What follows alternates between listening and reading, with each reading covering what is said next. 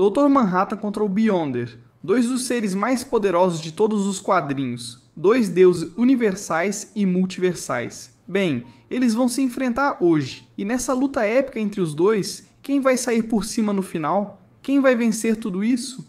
Vamos descobrir. Dr. Manhattan, também conhecido como John Osterman, era apenas um físico comum até se tornar um ser com poderes divinos. Sua história de origem começa em Watchmen, uma série clássica que realmente vai fazer você questionar-se a sua própria existência.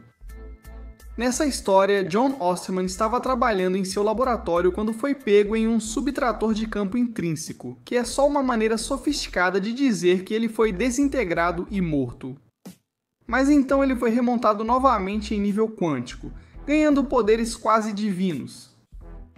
Então você pode estar se perguntando, quais são os poderes do Manhattan Sombrio? Boa pergunta. Para começar, ele pode manipular matéria e energia, criar e destruir vida e até manipular o próprio tempo. Basicamente, ele é o código de trapaça supremo. Ele pode se teletransportar para qualquer lugar do mundo instantaneamente, o que significa que ele nunca precisa lidar com trânsito. E ele é praticamente indestrutível, então você pode esquecer a ideia de tentar enfrentá-lo. Ele pode criar objetos do nada, pode até ressuscitar os mortos. Isso é só a ponta do iceberg. Os poderes do Dr. Manhattan também se estendem à sua percepção do tempo. Ele tem uma compreensão completa do tempo como um conceito linear, o que significa que ele pode ver o passado, o presente e o futuro ao mesmo tempo. Isso facilita para ele prever eventos e tomar decisões estratégicas.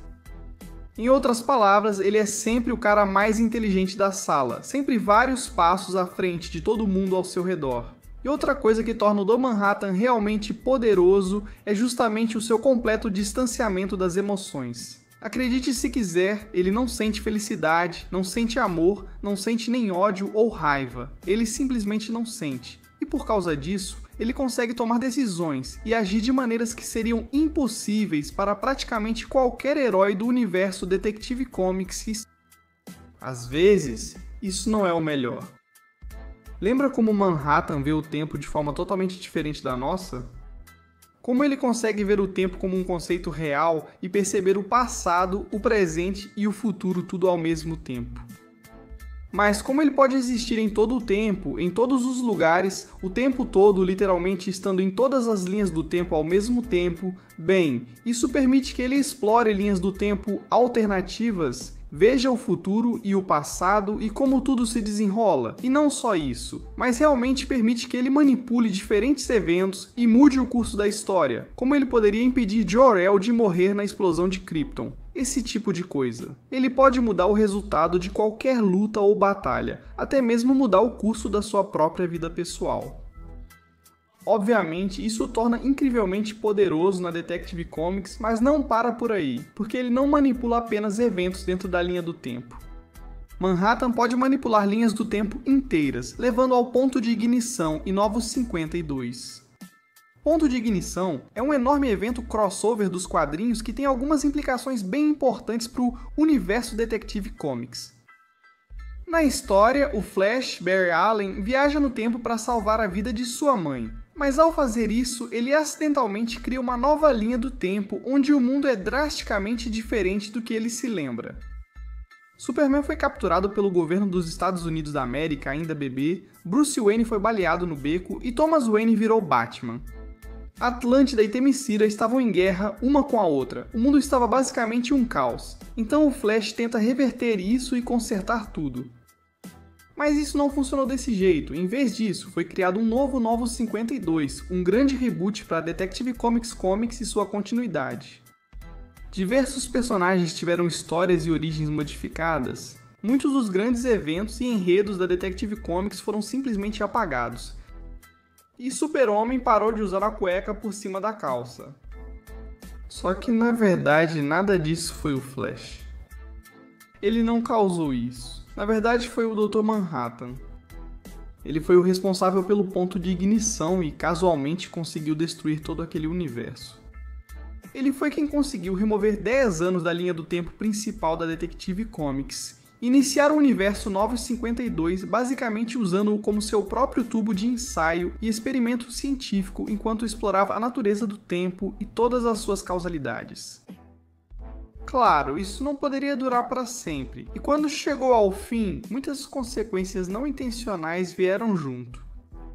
E é aí que entra o relógio do juízo final. Os eventos de relógio do juízo final acontecem após o evento Renascimento da Detective Comics, que marcou o retorno de Wally West e de todos os outros personagens que haviam sido apagados da continuidade da Detective Comics. As coisas estão começando a voltar ao equilíbrio adequado. E é revelado que o Dr. Manhattan é o responsável por todas essas mudanças na linha do tempo da Detective Comics, o mestre dos fantoches por trás dos bastidores, manipulando todos e tudo. E obviamente nossos heróis não ficam nada felizes com isso, eles não gostam de serem manipulados desse jeito, então tentam impedir Manhattan de manipular o mundo deles, mas Manhattan basicamente derrota metade dos heróis com apenas um aceno de mão. Ele absorveu facilmente os poderes do Lanterna Verde. Magia para ele é apenas uma anomalia estatística que pode manipular com facilidade. Literalmente nenhum herói conseguiu ficar no caminho dele. Quer dizer, claro que eles tentaram, mas todos falharam, porque obviamente eles falhariam. Eles estão enfrentando um deus de verdade, e não do jeito que a Mulher Maravilha é uma deusa ou o Superman é tão poderoso quanto um deus. Quero dizer, literalmente um deus com D maiúsculo, esse tipo de deus. Basicamente ninguém poderia derrotá-lo. A única forma de Doomsday Clock terminar foi com Manhattan percebendo o erro de seus caminhos e restaurando as memórias e histórias dos personagens afetados, encerrando a continuidade dos Novos 52. Mas quer saber como ele fez isso? Bem, ele pegou o metaverso da Detective Comics, um universo único e singular, e destruiu tudo. Depois reiniciou e começou tudo de novo, desta vez sem intervir. No final, ele decidiu deixar o universo Detective Comics completamente, acreditando que era melhor deixá-lo sozinho para se curar por conta própria. O Beyonder começou como um jovem membro da antiga raça de engenheiros multiversais conhecidos como os Beyonders, e ele é definitivamente o Beyonder mais famoso que existe. E sinceramente, a história do Beyonder é um pouco confusa, cheia de retcons e aumentos de poder, mas vou tentar explicar da melhor forma possível. O Beyonder começou incubando em um espaço especial semelhante a um útero, até que tomou consciência de uma realidade externa quando um pequeno buraco se abriu nesse útero, permitindo que ele enxergasse através do tecido da realidade e observasse outras dimensões e universos. Isso foi chocante para o Beyonder, porque antes disso, bem, ele era a personificação de tudo em seu universo pessoal, nunca tinha conhecido nada além disso. E então ele decidiu começar a interagir com esses diferentes universos na esperança de aprender mais sobre eles. A primeira interação com o Beyonder foi nas Guerras Secretas, onde vários heróis e vilões da Terra foram colocados em um planeta improvisado conhecido como Mundo de Batalha, forçados a lutar por sua sobrevivência, tudo para a satisfação do Beyonder. Quando as Guerras Secretas terminaram, bem, o Beyonder começou a adotar uma abordagem mais direta e a interagir diretamente com diferentes universos, descendo de sua realidade para o nosso reino, onde ele constantemente se via como o ser mais poderoso de toda a existência.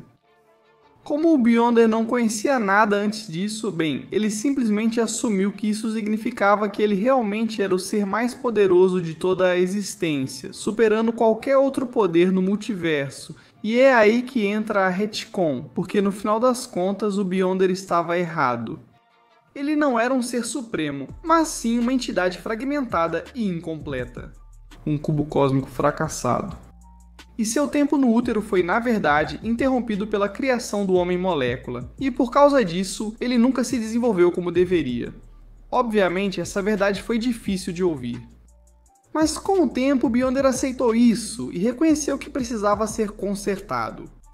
Então, basicamente, ele fez uma evolução acelerada, passando de Beyonder para evoluir e se tornar a entidade Cosmos. Então, finalmente amadurecendo e ascendendo para se tornar um Beyonder completo, assumindo seu lugar com os outros membros de sua raça acima de toda a realidade. Desde o início, o Beyonder sempre foi um dos seres mais poderosos de todo o universo Marvel. Mesmo em seu estado mais fraco, o Beyonder ainda era um ser de dimensões infinitas, existindo como a totalidade de seu próprio universo infinito. Ele podia fazer qualquer coisa que quisesse. Infinitamente forte, infinitamente resistente, capaz de criar ou fazer qualquer coisa que pudesse imaginar. Um personagem extremamente poderoso. Mas então o Beyonder se fundiu com a parte de sua energia que havia sido trancada, evoluindo para um cubo cósmico perfeito, tornando-se ainda mais poderoso do que antes. Ele agora era igual a figuras como Cúbico e Cosmos, sendo capaz de facilmente esmagar a versão mais fraca do Beyonder, ou poderoso o suficiente para destruir todo o reino além com as próprias mãos. Agora, essa versão aprimorada do Beyonder era igual a eles. No entanto, não parou por aí, pois o Beyonder conseguiu completar sua evolução e alcançar sua forma mais verdadeira, onde conseguiu transcender além do multiverso e se juntou ao resto de sua espécie na sala de máquinas de toda a criação, estando acima e além de toda a existência. O Beyonder agora está acima de tudo. Literalmente acima de tudo, na verdade ele se libertou das amarras do um acima de todos e escapou da casa das ideias, basicamente alcançando um estado de liberdade da própria Marvel Comics. O Marvel Azul disse melhor, o Beyonder estava ascendendo a verdadeira iluminação budista. Sim, ele é esse cara. Ele não é apenas um Beyonder, ele é o Beyonder. Então quem vence? Bem, vamos analisar isso. Agora, esses dois caras, bem, eles são basicamente dois deuses dentro de seus respectivos universos. Eles são como os deuses dos deuses. Ambos são capazes de fazer literalmente qualquer coisa e tudo o que quiserem. Então, uma luta assim realmente depende muito da escala dentro das hierarquias cósmicas deles. Porque, quero dizer, sim, ambos podem destruir os Vingadores ou a Liga da Justiça ou qualquer coisa assim, isso é coisa pequena para eles, absolutamente. Mas e quanto a eles em seu melhor? Bem, para Dr. Manhattan, seu melhor momento provavelmente seria quando o Cavaleiro mais Sombrio assumiu o controle do Bat-Manhattan e lutou contra a Perpétua. Agora, esse não é o Dr. Manhattan original, só para deixar claro. Em vez disso, isso acontece em Dark Knight's Death Metal e é considerado uma versão do Batman. Do Dr. Manhattan, um Batman Patton. Ainda assim, mostra o quão poderoso qualquer Dr. Manhattan pode ser. Basicamente, o que acontece é que existem todas essas versões distorcidas e sombrias do Batman vindas do universo das trevas. Todos eles são malignos e perturbados, mas o pior de todos, e o líder deles é o Batman que ri. Bem, a Mulher Maravilha matou esse, mas não foi o fim dele. Agora veja, ele sempre tem contingências em cima de contingências em cima de contingências. Afinal de contas, ele é o Batman. E uma dessas contingências foi que ele encontrou um Bruce Wayne por aí no multiverso que entrou em contato com o botão do comediante e decidiu estudá-lo, construindo seu próprio gerador de campo intrínseco. Bem, enquanto ele estava no meio do experimento, o Batman que riu trancou na máquina, e o acidente resultante deu ao Bruce poderes semelhantes aos do Dr. Manhattan. Depois que o Bruce conseguiu reformar seu corpo meses após o acidente, o Batman que riu lobotomizou antes que ele pudesse alcançar a onipotência e o guardou para um dia chuvoso. E agora seus leais tenentes, junto com uma ajudinha cirúrgica de alguns Alfreds malignos, conseguiram colocar o cérebro do Batman que ri dentro do corpo de Bruce Wayne, que é um ser de pura energia. Eles conseguiram ressuscitá-lo, e ele adquiriu os poderes do Dr. Manhattan nesse processo, então agora o Batman que ri tem os poderes do Dr. Manhattan, tornando-se o Cavaleiro mais Sombrio. E mesmo que essa seja talvez uma versão diluída ou inferior do Dr. Manhattan original, ainda era poder suficiente para atrair a atenção de Perpétua. E agora você deve estar se perguntando, quem é Perpétua? Bem, ela é uma das mãos do grande Omniverso. Ela foi a primeira criadora do multiverso, sendo a mãe do Monitor, do Anti-Monitor e do Forjador de Mundos. E você sabe o que Perpétua, a pequena criadora do multiverso? Na noite mais sombria, eles lutam e esse Batman com os poderes do Dr. Manhattan conseguiu derrotá-la. E nessa luta, foi dito que o confronto deles se espalhou por todos os níveis da realidade. As histórias do multiverso estavam se despedaçando por causa deles, e a noite mais sombria venceu aquela luta. Quando a Mulher Maravilha surge, ela já está fortalecida com os poderes do Dr. Manhattan. 2. Sendo apenas energia de crise e conectiva, o mesmo material que é usado para criar multiversos. Ela consegue derrotar a Noite Mais Densa em uma luta que vai desde a criação do multiverso até o fim do multiverso. Mas então tem o Beyonder. E por mais poderosa que a Perpétua seja, o Beyonder deveria ser ainda mais poderoso. Agora a Perpétua tem feitos incríveis, como ter conseguido lutar contra e derrotar o Ultra Monitor, uma fusão de seus 3 filhos, o Monitor, o Anti-Monitor e o Forjador de Mundos. Assim como com seu filho, o Anti-Monitor, Perpétua também precisava de ferramentas para cumprir sua missão de destruir o multiverso e recomeçar, e criar um novo. Perpétua tinha todos esses diapasões que capturavam a energia psíquica das pessoas da Terra Zero. E é a agonia delas que a mantém poderosa o suficiente para concluir o trabalho de destruir universo após universo e derrubar o orbe dos mundos. E recomeçar. E também, o multiverso Detective Comics está realmente muito menor nesse momento do que normalmente é. Só restaram 6 terras no multiverso aqui. Ela precisou de amplificação psíquica para destruir o Ori dos Mundos, que são apenas 52 universos. Basicamente, Perpétua é muito poderosa e ela é multiversal. Ainda acho que o Beyonder é mais poderoso porque, para começar, só a raça dos Beyonders já é incrivelmente poderosa. Os Beyonders existem como personificações do além. Eles são mais primordiais do que o Omniverso, a realidade e a própria informação. Eles estão além até das ideias de realidade e existência.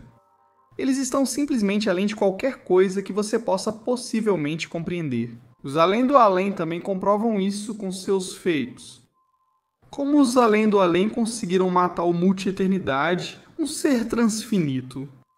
Basicamente uma infinidade acima da outra. Os Além do Além o mataram. Eles também conseguiram matar o Tribunal Vivo, um ser da 16ª dimensão. Só 3 Além do Além conseguiram matar todos os Celestiais. E então o Além do Além provavelmente está acima até mesmo disso neste ponto.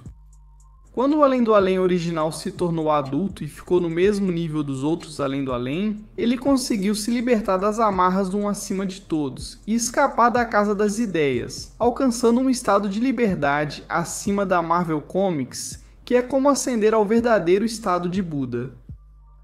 Isso é literalmente o equivalente ao Dr. Manhattan esmagando os presentes e depois literalmente escapando da Detective Comics como um todo. Algo que, obviamente, ele nunca fez. Nem chegou perto de fazer isso. O Beyonder é uma verdadeira fera. Por mais poderoso que o Dr. Manhattan seja, realmente não há discussão aqui. O Beyonder poderia destruí-lo com facilidade. Nem chegar a ser uma disputa.